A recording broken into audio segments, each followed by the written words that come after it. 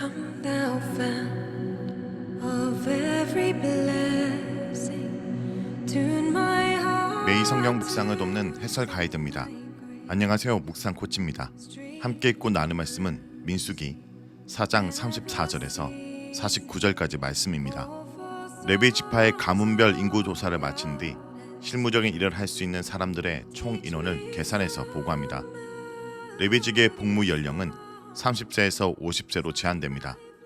이것은 전문 작업에 대한 경험과 고된 노동이 요구되는 육체의 상태를 고려한 조건이었을 것입니다. 대략 가문별로 2,000명에서 3,000명, 총 8,500명 정도의 인원이 짐직되었습니다. 34절에서 41절 읽겠습니다. 모세와 아론과 회중의 지도자들이 고앗 자손들을 그 종족과 조상의 가문에 따라 계수하니 30세부터 50세까지 해막에서 복무하고 봉사할 모든 자, 곧 그 종족대로 계수된 자가 2,750명이니 이는 모세와 아론이 여호와께서 모세에게 명령하신 대로 해막에서 종사하는 고앗인의 모든 종족 중 계수된 자이니라. 게르손 자손 중 그 종족과 조상의 가문을 따라 계수된 자는 30세부터 50세까지 해막 봉사에 참여하여 일할 만한 모든 자라. 그 종족과 조상의 가문을 따라 계수된 자는 2,630명이니 이는 모세와 아론이 여호와의 명령대로 해막에서 종사하는 게르손 자손의 모든 종족 중 계수된 자니라. 34절에서 37절은 고앗 자손의 총계입니다. 앞서 레위 지파의 각 가문별 인구 조사를 하라는 명령과 더불어 그들이 각자 성막에서 해야 할 일이 할당되었습니다. 직능 가능한 연령은 30세부터 50세까지입니다. 여기서 이제 그 레위 지파의 인구 조사 통계가 보고됩니다. 우선 고압 자손의 30세에서 50세 장정은 2,750명입니다. 앞서 살펴본 대로 고압 자손의 생후 1개월 이상의 남자는 8,300명이었습니다. 이들의 진영은 성막 남쪽에 배치되었으며 주 임무는 성막의 제사와 관련된 핵심 기물들을 관리하고 운반하는 것이었습니다. 38절에서 41절은 게르손 자손의 총계입니다. 게르손 자손 중 30세에서 50세까지 장정의 총계는 2,630명입니다. 앞서 게르손 자손의 생후 1개월 이상의 남자는 7,500명이었습니다. 이들은 서쪽, 즉 성막 뒤쪽에 배치되었으며 주 임무는 천막과 휘장들을 관리하고 운반하는 것이었습니다. 42절에서 49절 읽겠습니다. 무나리 자손 종족 중 그 종족과 조상의 가문을 따라 계수된 자는 30세부터 50세까지 해막에서 복무하고 봉사할 모든 자라. 그 종족을 따라 계수된 자는 3,200명이니 이는 모세와 아론이 여호와께서 모세에게 명령하신 대로 무나리 자손들의 종족 중 계수된 자니라. 모세와 아론과 이스라엘 지휘관들이 레인을 그 종족과 조상의 가문에 따라 다 계수하니 30세부터 50세까지 해막 봉사와 매는 일에 참여하여 일할 만한 모든 자, 곧 그 계수된 자는 8,580명이라. 그들이 할 일과 짐을 매는 일을 따라 모세에게 계수되었으되 여호와께서 모세에게 명령하신 대로 그들이 계수되었더라. 42절에서 45절은 무나리 자손의 총계입니다. 무나리 자손 중 30세에서 50세까지 장정의 총계는 3,200명입니다. 이들의 생후 1개월 이상에 된 남자는 6,200명이었습니다. 이들의 진영은 북쪽에 배치되었으며 주 임무는 널판지와 기둥을 비롯한 성막 골조를 관리하고 운반하는 것이었습니다. 46절에서 49절은 레위인의 총계입니다. 모세의 지휘하에 아론과 이스라엘 지도자들이 레위 지파 전체의 30세에서 50세 장정을 계산한 총계는 8,580명입니다. 레위인 중 생후 1개월 이상의 전체 인구는 22,000명이었습니다. 따라서 전체 레위인 인구의 5분의 2가 현역으로 봉사할 수 있는 연령층이었습니다. 30세에서 50세는 육체 노동에 가장 적합한 연령층이라 할 수 있습니다. 30세라면 충분한 경험도 쌓인 나이였을 것이며 50세로 은퇴할 때까지 20년간 자신의 분야에서 다양한 직업을 하면서 성막에서 봉사할 수 있었을 것입니다. 여기서 연령이 문제가 대두됩니다. 민수기는 여기서 이들의 성막 봉사를 위한 최저 연령을 30세로 정하고 있지만 민수기 8장 24절에서는 25세 이상으로 다른 연령 기준을 제시합니다. 이것은 우선 민수기 4장에서 30세에서 50세의 직무 연령은 실무 봉사자들을 위한 조건일 것입니다. 반면에 민수기 8장의 25세는 수습생의 연령으로 볼 수 있습니다. 초보 노동자와 기수자는 이후 5년간 경험을 쌓은 뒤 정식으로 성막의 공무를 수행할 수 있었던 것입니다.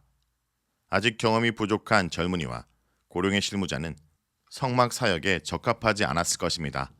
역대기에서 최소 연령이 20세로 바뀐 것에 대해 랍비들은 수습 기간을 5년 더 늘린 결과라 설명합니다. 즉 강야 시대보다 더 빠르게 25세가 아닌 20세의 수습생이 되었다라는 것입니다. 에스라 시대의 상황은 또 다른 설명을 필요로 할 수 있습니다. 바벨론으로 귀환한 직후 그 땅의 이스라엘 인구는 매우 적었을 것이고 따라서 성전에서 일할 레위인도 충분한 인원을 확보할 수 없었을 것입니다. 묘하게도 다른 전문 인력은 그리 부족하지 않았습니다.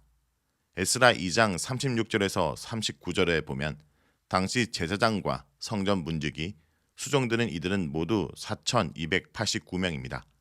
그러나 레위인은 불과 74명 뿐이었다고 보고합니다. 아마 이때 역대기의 간행을 따라 20세 이상의 레위인들을 소집했으나 비상 상황이었기 때문에 그들의 수습 기간도 상당히 짧았을 것으로 추론됩니다. 이와 같은 구약의 율법은 매우 엄격했지만 자주 유연성 있는 조정이 이루어지는 것을 발견할 수 있습니다.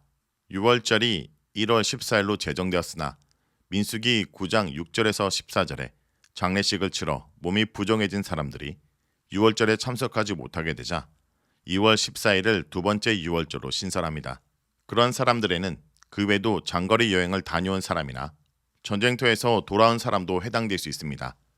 레위인은 이스라엘의 모든 장자를 위해 구별되어 성직을 위해 성전에 봉헌됨으로써 12지파에서 제외되었습니다. 그들은 성전 봉사를 감당했으며 성막을 감시했습니다.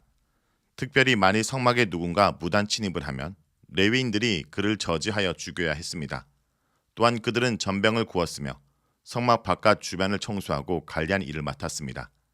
역대기에는 더욱 상세한 레위인들의 직무가 설명되어 있습니다. 제도적으로도 강야 시대보다 발전해 레위인은 24반차를 나누어 교대로 성전 봉사를 감당했습니다. 그들은 11조를 비롯한 각종 봉헌물과 예물을 관리하고 성전 곳간을 관리하고 지켰습니다. 성막을 수리하고 청소를 했으며 아마도 율법서를 필사한 일을 하고 율법을 가르치며 율법을 기준으로 재판하기도 했습니다. 나아가 그들은 행정관리 및 문지기 역할을 했습니다.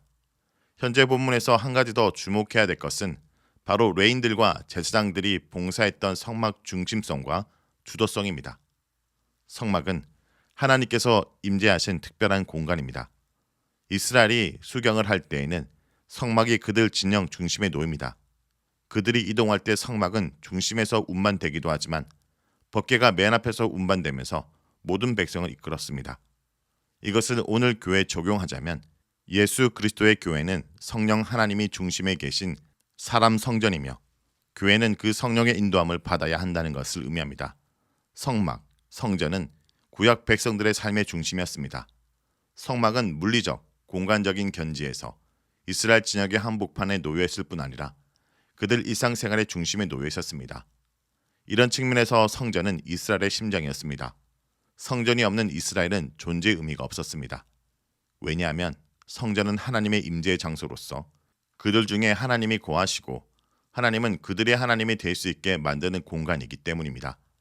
모든 것이 성전과 연결되어 있습니다. 제사와 율법, 윤리, 그리고 삶의 규범들. 이스라엘 백성들의 삶의 모든 것이 성전에 정박되어 있습니다. 마지막으로 성막의 설계와 구도, 그리고 건축법과 더불어 성막을 중심으로 한 이스라엘 진영 배치는 마찬가지로 오늘날 성전된 그리스도의 교회에 커다란 의미를 부여합니다. 성막은 치밀하게 설계되었습니다. 해막 건물 부품들의 조립과 배치는 빈틈없이 대단히 정교합니다. 이를테면 널판지로 본당의 벽을 세울 때 널판지를 틈이 없이 서로 정확히 끼워서 연결하며 널판지가 쉽게 움직이지 않도록 아래쪽에는 묵직한 은덩어리 받침을 끼워 넣습니다. 이렇게 만들어진 널판지 벽은 대단히 견고해 강한 바람과 폭풍우도 견딜 수 있습니다.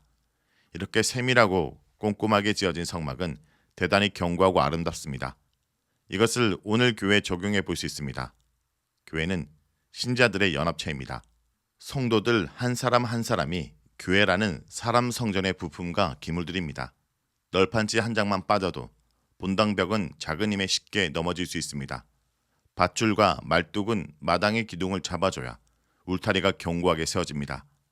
교회에서 어떤 사람은 마당에 제단, 어떤 사람은 물두멍, 어떤 사람은 뜰에 울타리를 세우는 기둥이거나 혹은 본당의 널판지 한 장일 수도 있습니다. 그러나 이 모든 것이 어울려져서 성막에 세워지듯이 교회도 모든 몸된 지체들이 자신의 자리에 배치되어 견고한 한 몸을 이루어야 합니다. 자, 여기까지가 민수기 4장 34절에서 49절까지 말씀입니다. 오늘 말씀을 통해 우리는 무엇을 묵상하고 적용해야 할까요? 하나님의 거룩한 일에 봉사할 책임이 있는 사람은 육적으로 건강할 뿐 아니라 정신적으로, 영적으로 성숙해야 합니다. 회막에서 봉사할 사람은 30세 이상, 50세 미만으로 제한된 것은 거룩하신 하나님과 백성을 중재하는 중책을 감당하려면 더욱 성숙하고 힘있는 종이 필요했기 때문일 것입니다. 오늘날 이것을 문자적으로 적용할 수는 없겠지만 하나님의 일을 감당하는데 얼마나 영적으로 활력이 있는 상태인지 자신을 점검해 보기 바랍니다. 아직 감당할 수 있는 역량이 되지 않았는데도 불구하고 일할 욕심으로 앞서 나가고 있지는 않습니까? 사람을 세우기 위해 물러날 시기가 되었는데도 불구하고 자리에 연연하고 욕심을 부리고 있지는 않습니까? 회막에서 실질적인 봉사를 하진 않았지만 신실하게 레인의 직무를 감당하며 살아갔던 더 많은 사람들을 생각하며 내가 평생 해야 할 일이 무엇인지 생각해 보길 바랍니다. Tune my heart to sing thy grace. Streams of mercy never cease.